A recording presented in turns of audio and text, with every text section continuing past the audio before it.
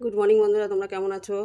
আশা করি ভালো আছো। আমি একটু ভালো নাই। দেখো আমার মুখ চোখের অবস্থা, দেখো মুখ টুক ফুলে কি অবস্থা। দেখো দাঁত তুলেছি সেই বৃহস্পতিবারে দাঁত তুলে আরও অবস্থা খারাপ হয়ে গেছে।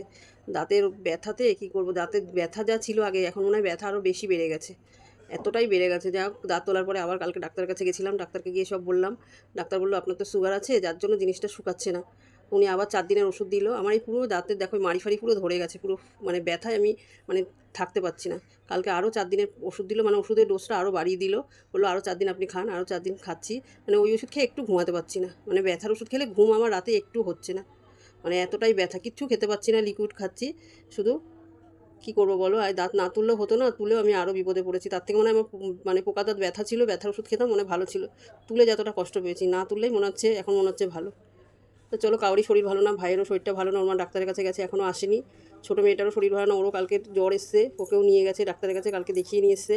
কিন্তু ওরও হালকা ওষুধ দিয়েছে জ্বরে, কিন্তু ওর তো এখন সব ওষুধ চলবে না, যার জন্য ওর জ্বরটা পাওয়ারের ওষুধ খুব একটা দেয়নি বলে জ্বরটা নামছে না। ওরও শরীরটা খুবই খারাপ। তা আমি ভাবলাম চলো রান্নাটা করে নিই, রান্না তো করতে হবে, এরা তো খাবে, আমি না খাবো, এরা তো খাবে। আমি ওই চিয়া চটকিয়ে খাচ্ছি, কোনো সময় ওই একদম ভাইয়ের সাথে খাবার করে নিচ্ছি, ওইটাই চটকিয়ে খেয়ে নিচ্ছি। দাঁতে ব্যথায় কী খাবো বলো? দাঁতে ব্যথায় কি খাওয়া যায়? তা চলো, তোমাদের কালকে কোনো ভিডিও আমি দিইনি, আমি বললাম যাই আজকে বন্ধুদের সাথে একটু কথা বলি, নাহলে বন্ধুরাই বা জানবে কী করে এত শরীর খারাপ। কালকে কোনো রান্নার ভিডিও ছাড়িনি। তো আজকে চলো কী রান্না করেছি তোমাদের দেখিয়েও দিই। চলো, দেখো কী রান্না করেছি। যে ভেন্ডির তরকারি করেছি কাঁচা লঙ্কা দিয়ে, আর মাছের মাথা দিয়ে ভেন্ডির তরকারি করেছি। এটা হচ্ছে বাছা মাছের মাথা দিয়ে করেছি, যেহেতু ভাইয়ের জন্য বাছা মাছ আনছিল, ও ইলিশ মাছ খেতে পারবে না। আর এই দেখো ইলিশ মাছের ঝাল করেছি। আর এই যে ইলিশ মাছের মাথা দিয়ে কচুর তরকারি করেছি, শোলা কচু দিয়ে আলু দিয়ে তরকারি করেছি। আর কিচ্ছু রান্না করিনি, সিম্পল রান্না করেছি। এখনও ভাত বসাইনি, রেডি করে রেখেছি, ভাতটা করিনি।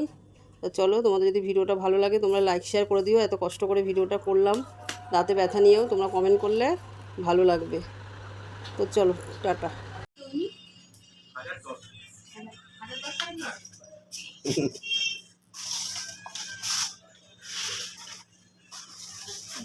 রেখে দাও বাবা ক্যাডবেরিগুলো, একটা দিয়ে দাও।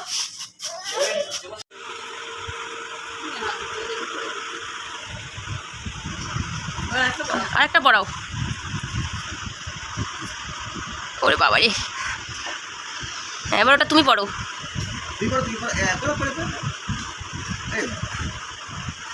তুমি ক্যাপ করবে আমার মতন? দাদা তুমি ক্যাপ করবে? ওরে বাবা, খুশি মারো বাবু, একটা খুশি মারো, একটা খুশি মারো, দাদাকে একটা খুশি মারো। না, মাকে দিয়ে মাকে দিয়ে আসো, আমাকে একটা দাও, আমাকে একটা টুপি দাও, মাকে দিয়ে আসো, মাকে দিয়ে আসো। দাদা দাদা তুমি আমাকে ক্যাপ একটা করবে? দাও, আমাকে একটা দাও। হ্যাঁ হ্যাঁ,